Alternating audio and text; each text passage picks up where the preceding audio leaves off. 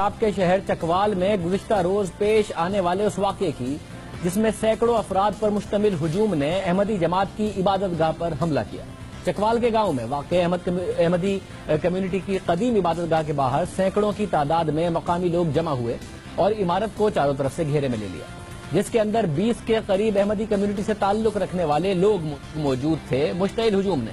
عمارت پر حملہ کیا، ڈنڈوں اور پتھروں کا استعمال کیا اور عبادت گاہ کے ایک حصے کو آگ لگا دی۔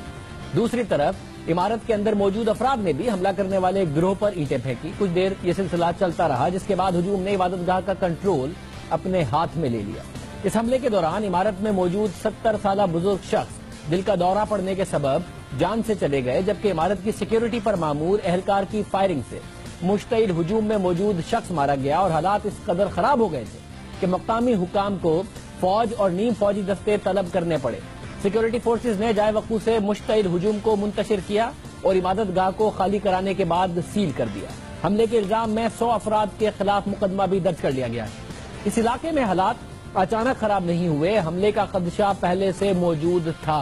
چکوال میں احمدی جماعت کے امیر کی جانب سے 5 دسمبر کو ضلع انتظامیہ کو خط لکھا گیا تھا، جس میں ان خدشات کا اظہار کیا گیا تھا جو کچھ 12 دسمبر کو دیکھنے کو ملا۔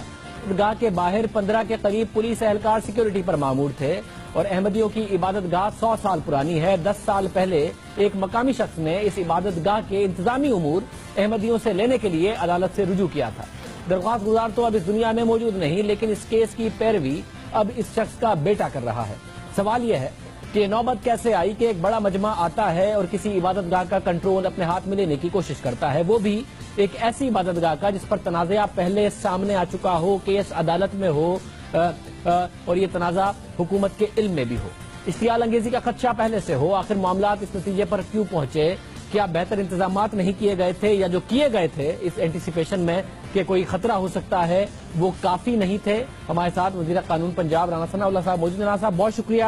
رانا صاحب، یہ جب پہلے سے ہی انہوں نے کہا تھا، خطرے کا ذکر کیا تھا، تو کیا حکومت نے انتظامات نہیں کیے تھے تو وہ ناکافی تھے جو یہ واقعہ ہو گیا؟ نہیں، اس میں انتظامات جو ہیں وہ پورے تھے۔ دراصل اس کی جو ہے وہ بیک گراؤنڈ یہ ہے کہ یہ ایک ہی گاؤں ہے اور اس گاؤں میں یہ سارے لوگ جو ہیں وہ آپس میں عزیز ہیں، برادری ہے۔ اگر ماموں جو ہے وہ احمدیہ ہے تو جو بھانجا ہے وہ مسلمان ہے یا اہل سنت ہے، تو یہ ان کا کبھی بھی یہ مسجد جو ہے وہ تقریباً کوئی اس کی ہسٹری بتا رہے ہیں کہ 1860 سے ہے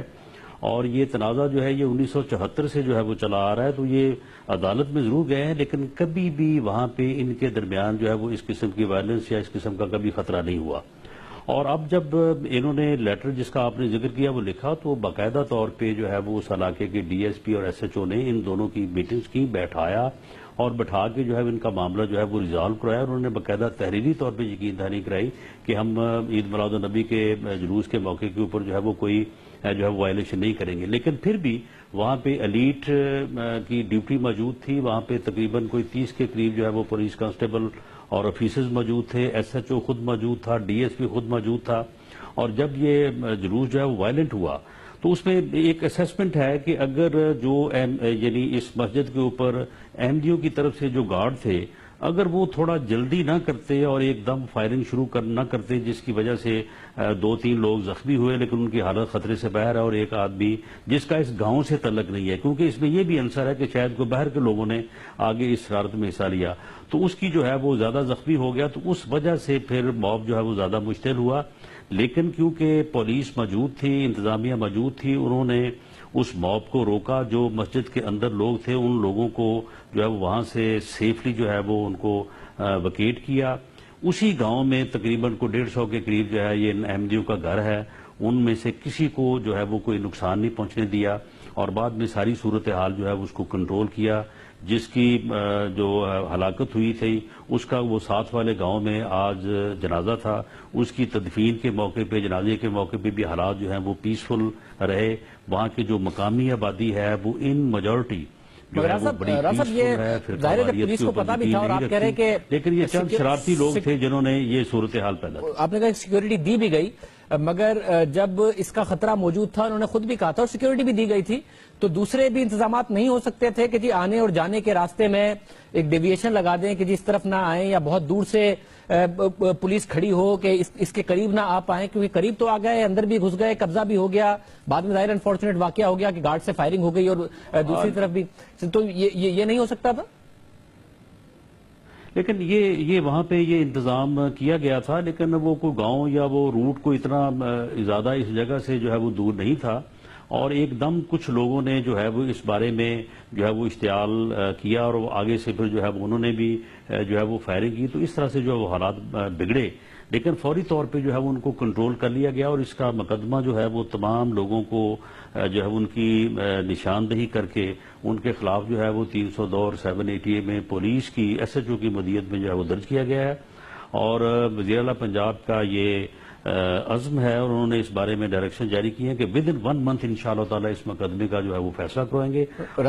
یہ جو فیصلہ ہے ظاہر ہے وہ معاملے کی اور ان کے ساتھ جو ہے وہ انصاف ہوگا معاملات کی ظاہر سینسٹیوٹیز بھی ہو جاتی ہیں اور سارا معاملہ ہوتا ہے مگر واقعات عام طور پر دہرائے اس وقت جاتے ہیں جب پچھلے واقعات میں لوگوں کو سزا نہ ملے تو اس واقعے میں کہ اگر کمٹمنٹ کی تھی انتظامیہ کے ساتھ کی تھی وہ کمٹمنٹ توڑی اور ایک عبادت گاہ میں لوگ گھس گئے اور آگ وغیرہ بھی لگ گئی اگر یہ ہوا ہے تو یقینی بنائیں گے کہ اس کی سزا بھی ملے ریاست کی ذمہ داری ہے ہر شہری کو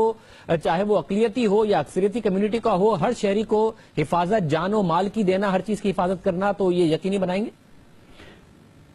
جی بالکل پنجاب حکومت جو ہے وہ اس بات کو یقینی بنائے گی کہ اس مقدمہ جو ہے اس کا چلان فوری طور پہ ود ان 7 ڈیز جو ہے وہ عدالت میں پیش ہو اور اس کی پروسیکیوشن جو ہے وہ پراپر ہو اور ان مجرموں کو جو ہے قرار واقعی جو ہے وہ سزا ملے اور اس سے پہلے بھی شہباز شریف حکومت